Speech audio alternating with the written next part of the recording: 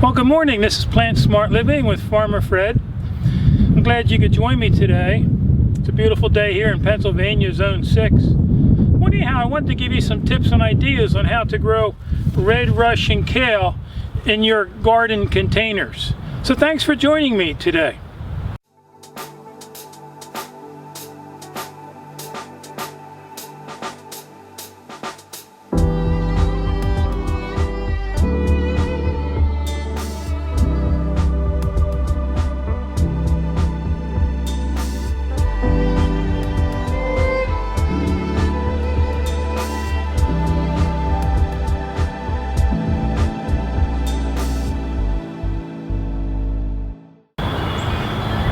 So before we get started, I just wanted to give you some perspective on where I'm planting these kale plants in the containers. And so I'm over here on the far corner of our garden here.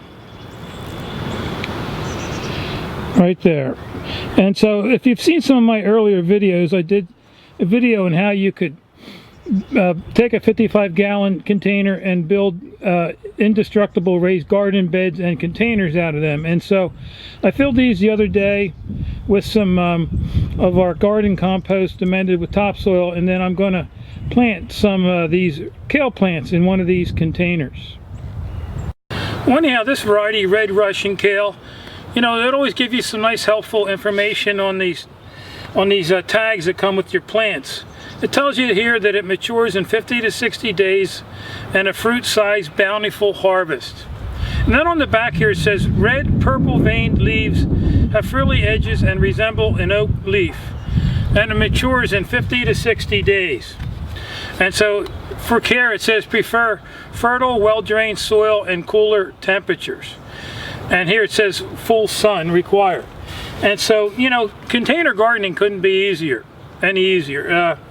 You would want to make sure you use a soil medium, something that's recommended for growing in containers. You know, a soilless medium. You wouldn't want to put topsoil in there; it would be too dense and so on. So, you know, you go to your local home center, and they should have some type of bagged soilless medium for growing plants in your containers. But here I'm using my composted leaf mulch amended with topsoil, and what I also have here in front of me is some of my alfalfa pellets, and I'm going to sprinkle some of them here. And being it's also a leafy green, you know, they like a lot of nitrogen, I'm also going to put some of my soy meal in there. And you know, you also sometimes maybe see me kneeling on these mats. And so I have one under me right now on the stones, but these mats, you know, I say save your knees. You know, I'm 61 years old now, and I don't have any problem with my knees because, you know, you got to try to do as much as you can to protect your knees. I know certainly since I've lost 65 pounds by adopting a whole food plant-based lifestyle, it's made a lot easier on my joints, and I don't have any more of my joint pain anymore. But so anyhow, I sprinkled the pellets and the soy meal on the soil. So what I'm going to do is just take my garden fork here and gently just work that back and forth. That way that'll help the pellets and the soy meal penetrate deeper down into the soil. And so, you know, with that done, you know, these containers are going to work out great. These barrel containers are 22 to 23 inches in diameter, depending on where you measure them from. You want to make sure you have holes in the bottom when you're planting something in a container. And so I have here a market pack of 4 that I just got this morning from Ace Hardware. And so you want to go through the pack and make sure you pick off any dead leaves. This pack here certainly needs to be get in the ground, and it needs to be watered really well. And even in the beginning too, you'd want to, you know, half-strength fertilize these for like every 7 days. And so what I'm going to do is I'm going to put 4 of these plants in this container and just, you know, eyeballing them. It doesn't have to be complicated. And these are nice big transplants.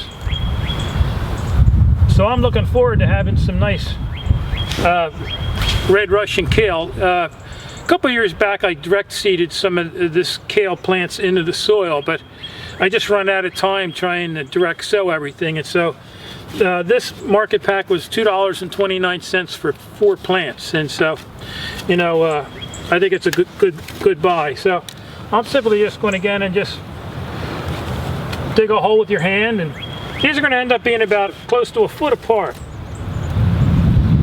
and then probably about 4 to 5 inches away from the edge of this container. Sometimes you may have to turn your container upside down in order to help get the plant out. And so, these are pretty big transplants, and the root system seems to be pretty good in them. And so again, go through picking off any dead leaves. And so I'm excited to do a lot of container gardening this year,